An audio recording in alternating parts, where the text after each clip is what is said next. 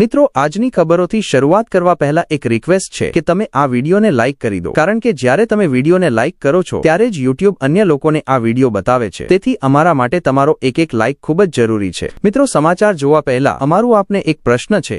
જેમ તમે લોકો જાણો છો કે મુખ્યમંત્રી ભૂપેન્દ્ર પટેલની સરકારને બનેને 3 વર્ષથી પણ વધારે થઈ ગયા છે અને તમે લોકોએ તેમના અત્યાર સુધીના કામ પણ જોયા હશે. પરંતુ જો તમને એક દિવસનો CM બનાવવામાં આવે તો તમે ગુજરાત રાજ્યમાં શું બદલાવ કરવા માંગશો અથવા શું કામ કરવા માંગશો? તમારી રાય કોમેન્ટ બોક્સમાં જરૂર આપજો. તો ચાલો વિના મોડું કર્યા જાણીએ ગુજરાતની આજની 25 મોટી ખબર માત્ર તમારા માટે.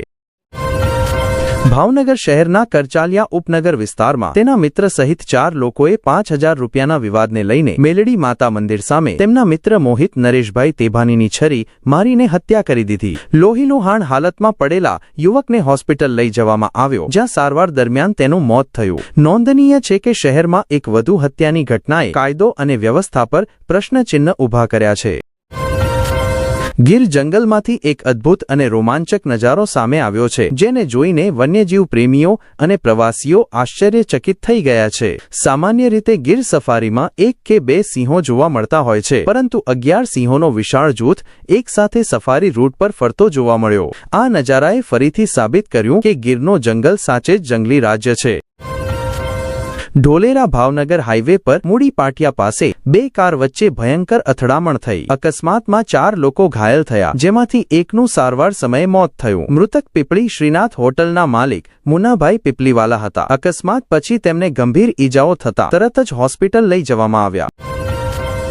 ધુમ્મસ ભરેલા હવામાન વચ્ચે કચ્છમાં કડકડતી ઠંડી યથાવત છે. નલિયામાં ન્યૂનતમ તાપમાન 12 ડિગ્રી સેલ્સિયસ નોંધાયું, જે રાજ્યમાં સૌથી ઓછું હતું. ભુજમાં ન્યૂનતમ તાપમાન 15.4 ડિગ્રી સેલ્સિયસ હતું, જ્યાં લોકોને ઠંડીનો અનુભવ થયો. નલિયા સતત 11મા દિવસે રાજ્યનું સૌથી ઠંડુ સ્થળ રહ્યું. દિવસ દરમિયાન ઠંડીનો ખાસ અસર નથી થતો, પરંતુ સાંજ બાદથી લઈને સવારે લોકો ગરમ કપડાનો સહારો લેતા રહ્યા. તાપમાનમાં થોડો ફેરફાર નોંધાઈ રહ્યો છે.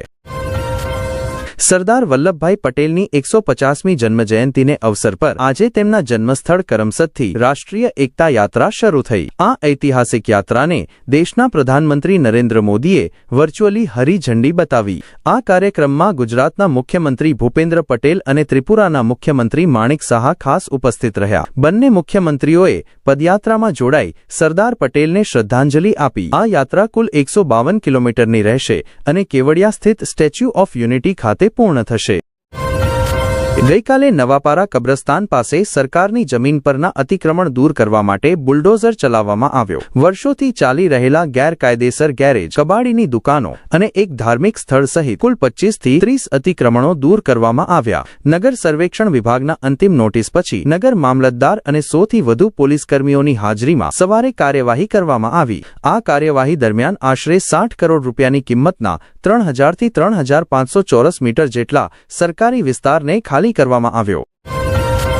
ગાંધીનગરની BSc અને MSc સુધીનું ઉચ્ચ અભ્યાસ કરેલી મહિલાના પતિએ લગ્નના 1 વર્ષ અને 6 મહિનામાં જ પોતાનો અસલી સ્વભાવ બતાવ્યો. તેણે ગેસ્ટ હાઉસ ખોલવાના સ્વપ્ન માટે 15 લાખ રૂપિયાની દહેજની માંગણી કરી અને તેને શારીરિક તેમજ માનસિક રીતે હેરાન કરીને છોડી દીધી. આ મામલે પત્નીએ પોતાના પતિ સહિત 5 સસુરિયાઓ વિરુદ્ધ માનસા પોલીસ સ્ટેશનમાં ફરિયાદ નોંધાવી છે. ગુજરાત સરકારે દક્ષિણ ગુજરાતના લાખો લોકોને પીવાના પાણીની સમસ્યાથી રાહત આપવા માટે તાપી નદી પર નવું ગેટેડ બેરાજ બનાવવા માટેની મહત્વાકાંક્ષી યોજના મંજૂર કરી છે. 974 કરોડ રૂપિયાની ખર્ચથી તૈયાર થનાર આ પ્રોજેક્ટની વિગતવાર પ્રોજેક્ટ રિપોર્ટ મંજૂર કરવામાં આવી છે અને મહાપૌરના જણાવ્યા મુજબ કામ એક જ તબક્કામાં શરૂ કરવામાં આવશે. વીર નર્મદ દક્ષિણ ગુજરાત યુનિવર્સિટીએ પરીક્ષા દરમિયાન નકલ કરતા વિદ્યાર્થીઓ માટે નવી સજા અને સુધારાની પદ્ધતિ અપનાવી છે. યુનિવર્સિટીએ નકલના કેસમાં ઝડપાયેલા 89 વિદ્યાર્થીઓ પર આશરે 2 લાખ રૂપિયાનો દંડ ફટકાર્યો છે. હવે આ વિદ્યાર્થીઓને તેમના ભાવિ જીવનમાં નૈતિક મૂલ્યો મજબૂત કરવા માટે શ્રીમદ ભગવદ્ ગીતા ભેટ આપવામાં આવશે અને ગીતા આધારિત વિશેષ કાઉન્સેલિંગ પણ આપવામાં આવશે. ગાંધીનગરની મુખ્ય રસ્તાઓને પહોળા કરવાની કામગીરી હેઠળ અડાલજ જુંડાલ રોડ પર વર્ષોથી ઉભેલા ધાર્મિક ઢાંચાને બુધવારે દૂર કરવામાં આવ્યું. રસ્તાના કામમાં અવરોધરૂપ બનેલા આ ઢાંચાને સવારે પોલીસ બંદોબસ્ત સાથે દૂર કરવામાં આવ્યો. પ્રશાસનનું કહેવું છે કે માર્ગ પહોળો કરવાની કામગીરી ચાલી રહી હોવાથી જનહિતમાં આ વર્ષો જૂના ઢાંચાને દૂર કરવું જરૂરી હતું.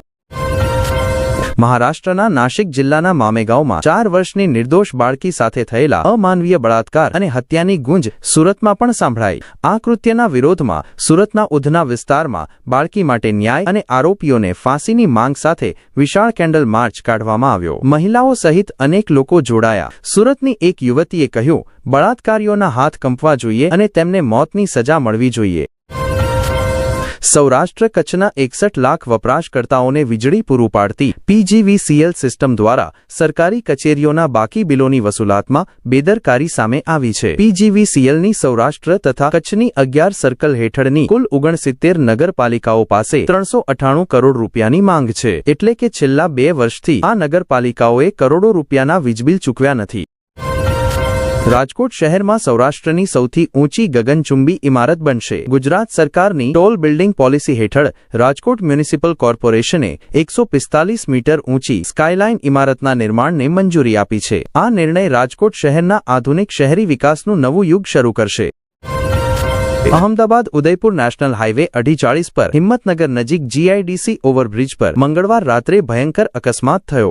રોડનું કામ ચાલુ હતું ત્યારે સિમેન્ટ ભરેલા ટ્રક ટ્રેલરે સેફટી ગાર્ડ તોડી પાછળ ઉભેલા રોડ રોલરને ટક્કર મારી. આ અકસ્માતમાં રોલરના આગળ ઉભેલા એક ઇજનેર અને 3 મજૂરો સહિત કુલ 4 લોકોની કૂચડીને મોત થયું. આ ઘટના કેન્દ્રીય મંત્રી નીતિન ગડકરી સ્થળની મુલાકાત લેતા થોડા કલાકો પહેલા બની. સુરતનું વાયુ ગુણવત્તા સૂચકાંક AQI છેલ્લા 5 વર્ષમાં સૌથી ખરાબ સ્તરે પહોંચ્યું છે. બુધવારે AQI 1272 નોંધાયું, જે ગંભીર પ્રદૂષણ દર્શાવે છે.